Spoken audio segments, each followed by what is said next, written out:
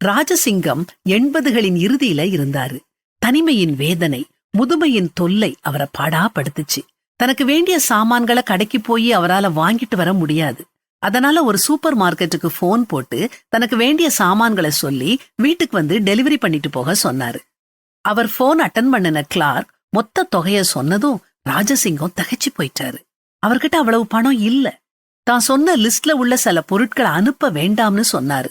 அதெல்லாம் அவருக்கு தேவையான பொருட்கள் தான். ஆனாலும் என்ன செய்யறது? அந்த கிளார்க்கும் சரின்னு சொல்லிட்டு போனை கீழே வச்சாரு.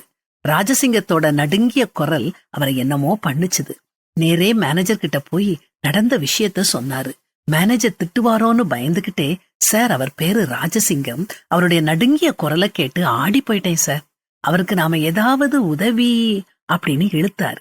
மேனேஜர் கோவப்படாம அவருடைய முகவரிய கேட்டாரு.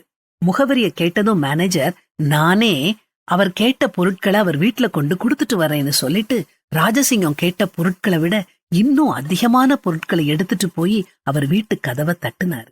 ராஜசிங்கம் கதவை திறந்து பார்த்தாரு.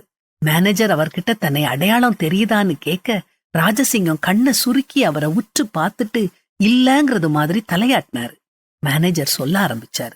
ராஜசிங்கம் அப்படிங்கிற உங்க பெயரை கேட்டதும் எனக்கு பழைய ஞாபகம் வந்துச்சுது. பல வருஷங்களுக்கு முன்னால நான் ஒரு டெலிவரி பாயா இருந்தேன். ஒரு நாள் ரொம்ப சோர்வா உங்க வீட்டுக்கு வந்து நான் பொருட்களை டெலிவர் பண்ணினேன். நீங்க என்னுடைய சோர்வை பார்த்து என்னைய உங்க வீட்டுல உட்கார வச்சு சாப்பாடு கொடுத்து பரிவா பேசி அனுப்புனீங்க. இன்னைக்கு நான் மேனேஜரா உயர்ந்திருக்கிறேன். அன்னைக்கு நீங்க எனக்கு பெரிய உதவி செஞ்சீங்க.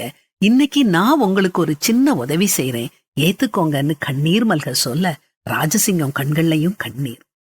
இதுல இருந்து நமக்கு என்ன தெரியுதுன்னா, மத்தவங்களுக்கு உதவி செய்யறதுக்கு நாம பெரிய பணக்காரங்களா இருக்கணுங்கிற அவசியம் இல்ல. ஒரு சின்ன உபசாரம் கூட அடுத்தவங்க வாழ்க்கையில ஒரு பெரிய மாற்றத்தை உண்டு பண்ணும். இதத்தான் பரிசுத்த வேதாகமும் நமக்கு கற்றுக் கொடுக்குது. அன்றியும் நன்மை செய்யவும் தான தர்மம் பண்ணவும் மறவாதிருங்கள். இப்படிப்பட்ட பலிகளின் மேல் தேவன் பிரியமாயிருக்கிறார்.